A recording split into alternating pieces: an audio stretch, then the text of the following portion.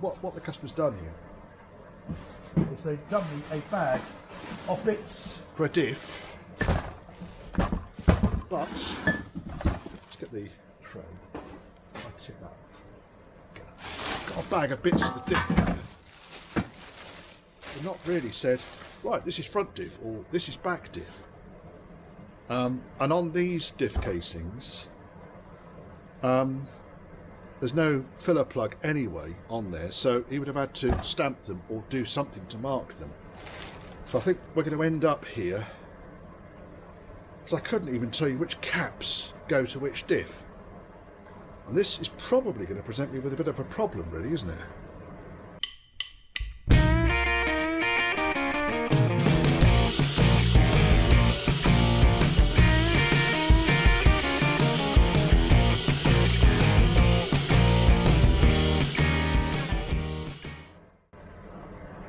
So what have we got here? So put that in there like that.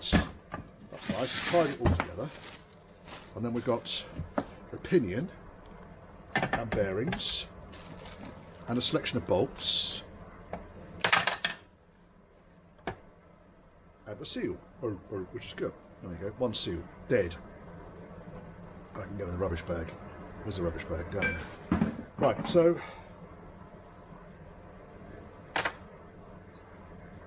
I mean, there really is no way of identifying which of these goes with which. Now, we do want to make sure that the crown wheel and the pinion are matched. And normally what they do, there we are, they write a number on the end. Now, the crown wheel should have the same number on it, 3797. So let's see if we can find that. One here somewhere.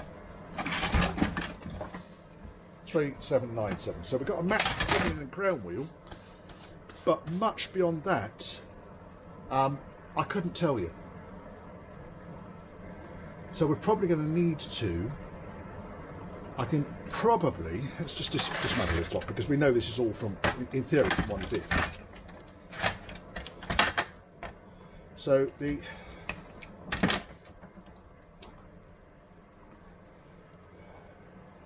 on this one, I could tell you which cups went which side, because obviously tied it with the cups on the right side.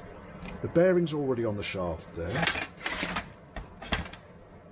What the bearings like, couldn't tell you. Sun and planet wheels are in there.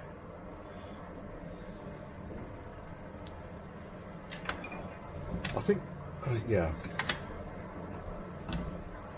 I think what I might have to do here is install the pinion into the diff casing, measure the distance as per the manual, and see if it's the right pinion for that particular diff casing. And the good news is they've not actually powder coated all over the bearing face, which is what I was looking at. You do pay attention. I was worried that they might have powder coated all over the inside here, and they haven't. Which is fine, happy enough with that. It is quite dusty though in there, but we do then, because we can see where the crown wheel would have gone, paint on the inside of it. I don't like that. So in theory, if this was the right diff for this casing, then I know which cap goes where. You get my drift. Because that would then go in there. Come on, you bastard. You bastard, you bastard. Right. That goes in there. Does that line up? Because normally, you see, I would work quite hard to line these, to mark these caps, to identify which goes on which.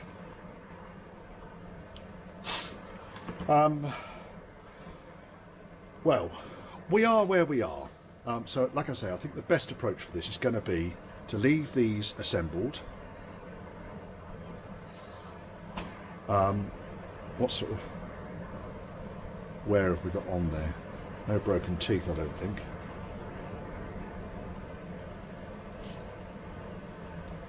No, obviously needs a damn good clean, but other than that, it's all right. So I think that will be all right. It's just, yeah, if you're doing this yourselves, folks, save yourself a world of pain by identifying which innards are for which diff. I mean, the tying the thing in a loop here was a good idea. Well done.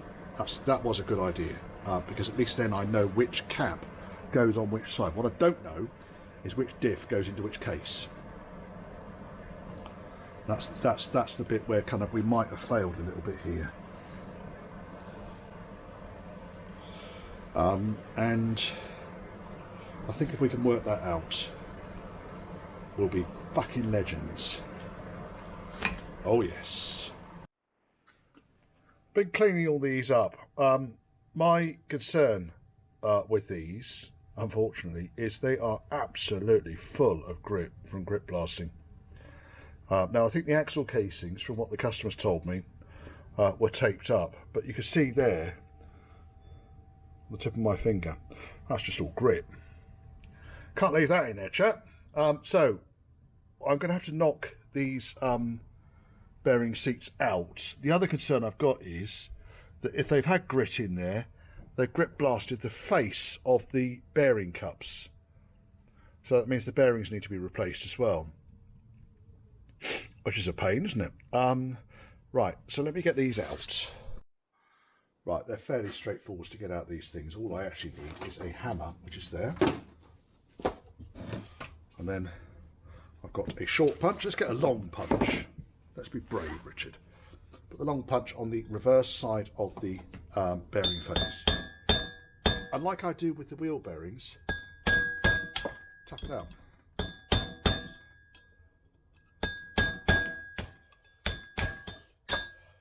Out. Now, as if to prove my point here,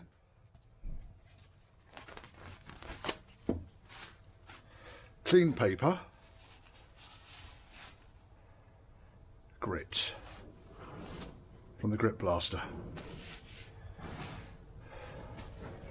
Absolutely tons of it. This bearing face doesn't look the best. I mean, it's probably got life left in it, but it's got pitting on it, which is just going to make it noisy, really, isn't it? No amount of washing, by the way, would get that shit out of there. So now I need to get the other one out. Now, the other one, and I've got a world of crap in here as well, look. All grit. Tons and tons and tons of it. So, this is one of the reasons why, if I was going to get an axle grit blasted, I'd probably do it while the axle was fully assembled and not while it was disassembled. Just put that bearing in there so we know that that one is that one. Now when I take these off, I want to be careful of the shims that are behind, because there are shims. So I'm going to work on the edges. Again, it is going. Just thinking about it. Trouble is, I don't want to actually damage the shims. There we go. There's the shim. I can see the shim moving. There it goes. There's the shim. This is how you shim out the pinion end float with these shims that are hidden behind here. So you can understand it being a bit of a ball's ache. Setting the pinion depth with a new bearing, because you need to push this seat back in each time you're going to test it. Do you get my drift? Drift. It's my drift joke. So all I'm doing here is just pushing the shim back away from the edge of the bearing seat. It's almost there. It's almost there.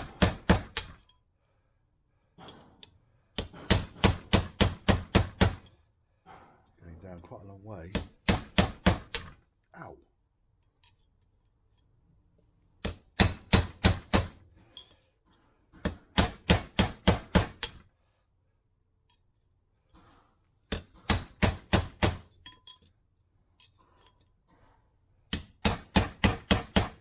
So the objective here really was just to insert the pinion and find out what pinion goes with which casing.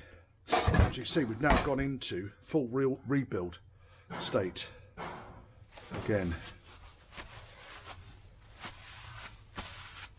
Got a nice big bearing there, Timken bearing, part number on it. Yeah, this one's scuffed to fuck.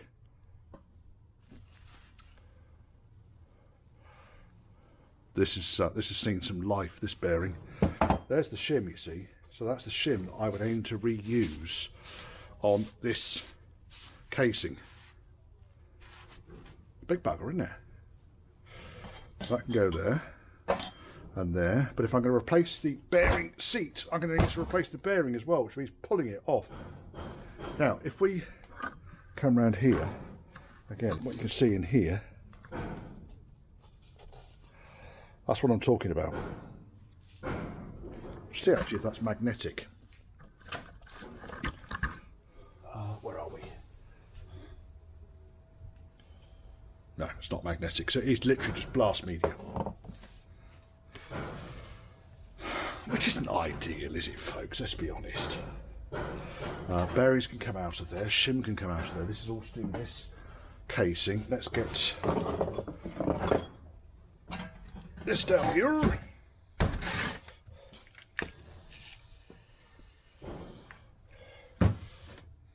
Cleany McCleany face. This is degreaser I'm using here, but probably use anything, to be honest, in order to get all this bloody shit out of here. I'm going to have to get some pipe cleaners down some of these holes, because that one there, there's a hole here, oil hole. It just looks to be full of the stuff.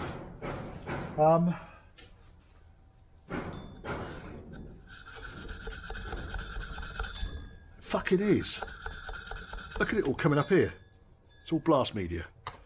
I don't know what to say really, other than don't grip blast diffs unless they're sealed up, or get them to bloody wash the damn things off. So this could have gone back together again and been an absolute nightmare. Look at it all around there where I've been. Now some of this will be oil, but it's definitely got a gritty feeling to it. Right, I need water. Water!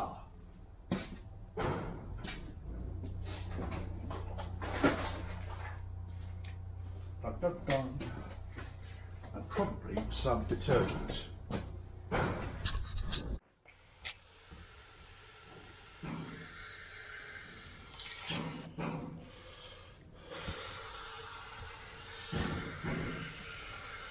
This is crazy. This is crazy. Big pile of blast media up there. There it goes. So I'm going to have to do this with both these diffs. Diff casings, I should say. And really,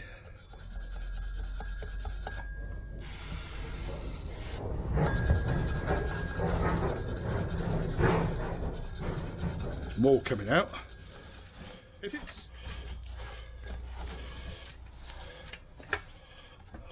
oh, God help us. Haven't even thought about the bloody threads. Oh my God. Fucking hell. Right, can we get in here for a super close-up?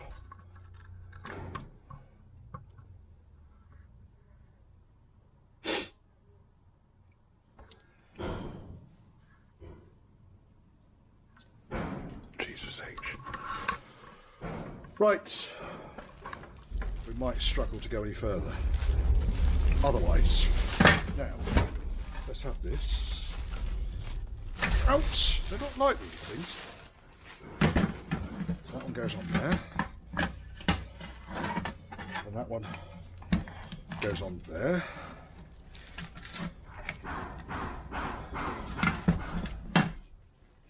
And in here I've got the bolts. I'm going to lob this bag because it's the most disgusting thing I've never seen ever since the dawn of time. What I have got now is I've got the thread, so I can chase those threads out.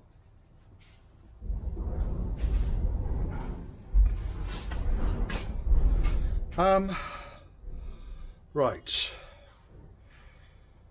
So what would I do next? Well, I'd undo me reef knot, because all of this needs to be degreased anyway before me dinner. And diff casing, and not worrying about the bearing. Does that go onto there? It wants to go onto there, thus. It'll all get degreased in a minute. Oh, hang on a second. Yeah, we've done it the right way around. Because the diff goes into the casing like that. You can tell it goes into the casing like that because you've got the cutouts there, the crown wheel. Okay? And then this one goes in here. So realistically, now, let's move the diff out of the way, because I don't want that contaminating. What I will need to do, however, is get the roll pins. They can stay there. I need to get these roll pins out of the forks. So if I were to, normally you'd do this with the thing all together.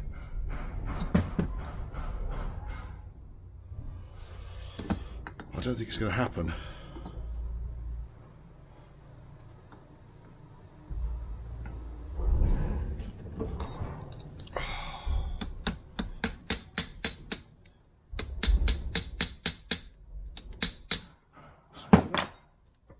Small's going to go through the middle of it. This fucking orange cloth off my hammer.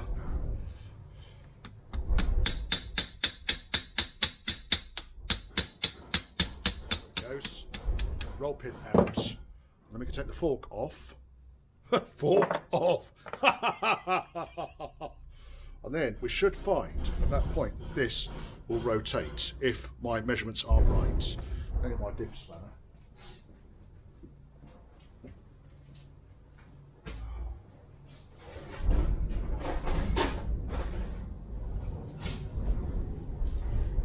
If it turns, it means basically I've got the... It does turn. Is it that one? It's neither. But it does turn. Let's put this in there.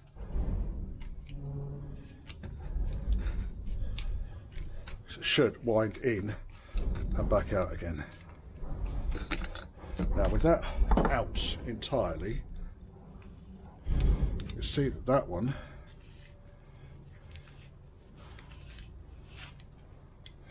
again, it's not winding because the thing is full of fucking grit. I think we got the message about the grit, Richard. We don't need to talk about grit anymore. Let's pop that right on the edge. Bearing case can come out of it. That's for this side, because I might not necessarily need to replace the bearings, you see.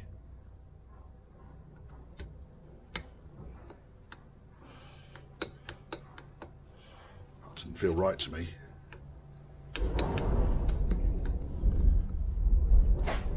Doesn't sit down nicely. So it could well be that this lot is for the other diff. We don't know yet.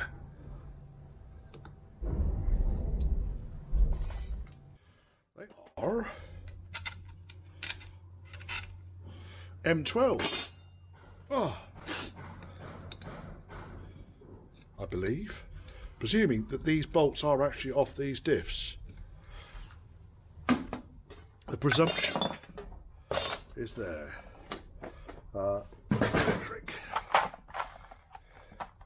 Imperial, sorry, this metric M12 by 1.5. I could get the gauge out, or I could just get an M12 1.5 tab. Well, the thread's not quite the same. Is it enough though to clean it out?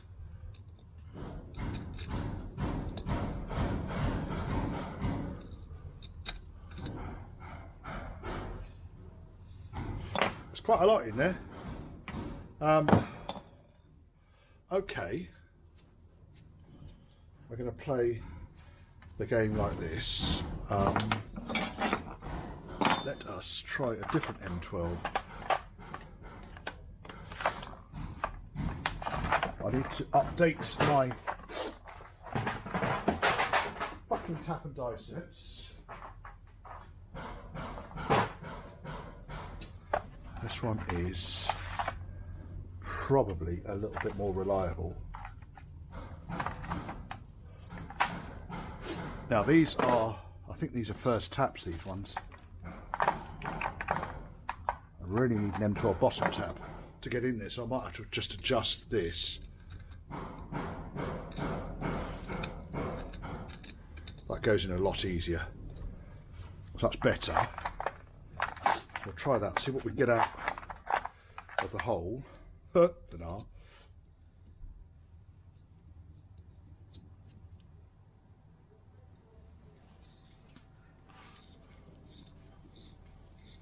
just chasing the crap in, coming back out again, hopefully with a load on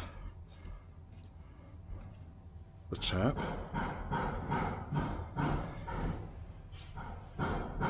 Yep.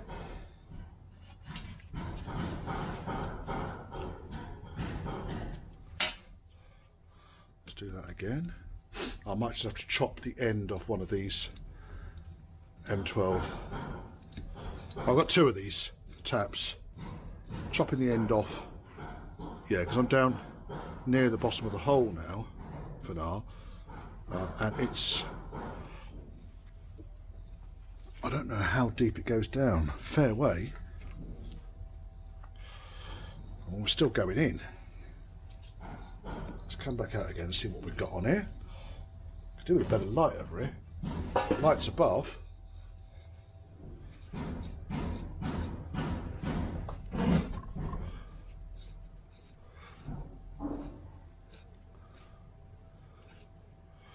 Do this a few times, it should clean it out.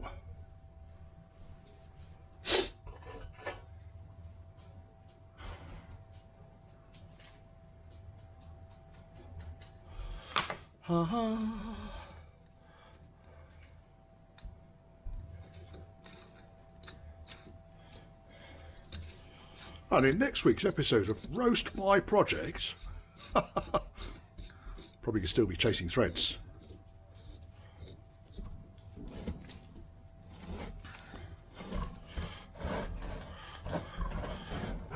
Right, that's the bottom of the hole.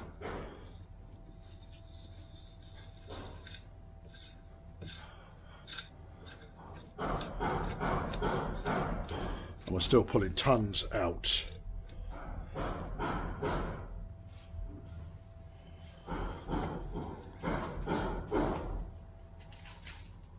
You can actually hear it hitting the floor. It's that gritty.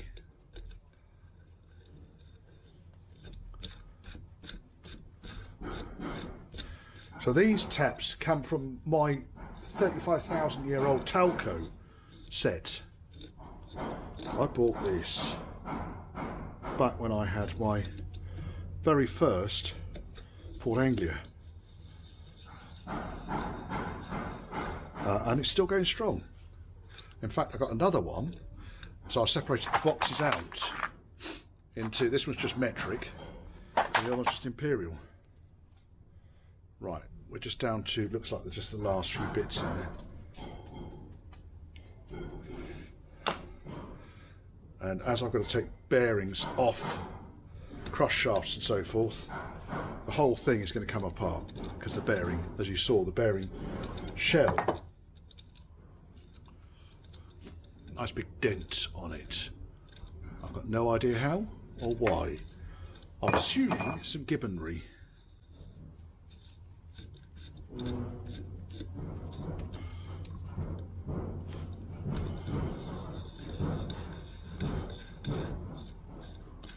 I might get the air gun in there and just blow it out. Trouble is, while I'm doing all this, I've now filled down here up again with grit. Should have realised this sooner, shouldn't I? Right, we're pretty much out there actually. Let's do this one. And the only reason for this is I actually want to just bolt this cap down and check I can move the adjusting ring. It's come out fairly clean, so I think what we do, put the cap on.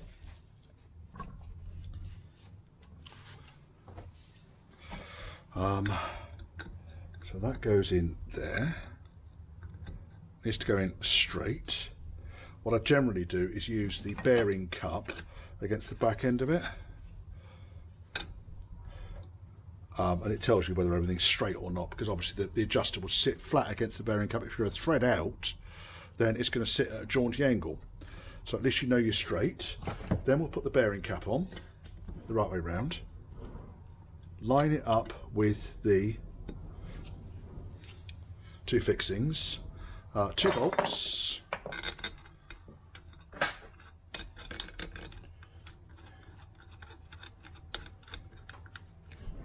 That was not going to go in. Why is that not going in?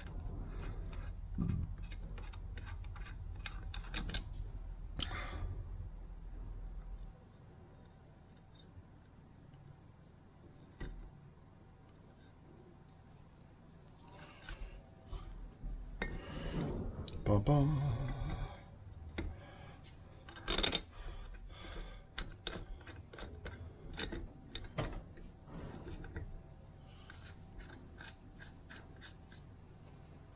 I don't think these caps are the right for this diff. They just don't seem to line up.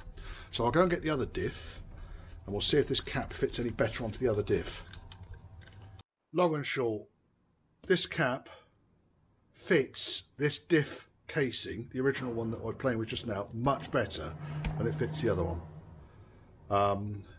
And I think really there within lies my answer. So I think this cap and this wheel are for this side. So I'm going to leave it assembled. When I confirm the other side, it's got it all stripped down, I've got to confirm the other side, then I will basically work with the diffs in complete sets. So what I'll do is on the underside of the diff here, I shall stamp. So this is going to be diff A. Should we do it on the top face of it? Actually, it's got a number on it. What number's it got? It's got diff number around there. 33R89. Should be a casting number, I would have thought. Right, let's go for up here. So A, I'm going to stamp it near where the crown wheel goes on the edge. There we are, A. And this one's going to be B. Same location.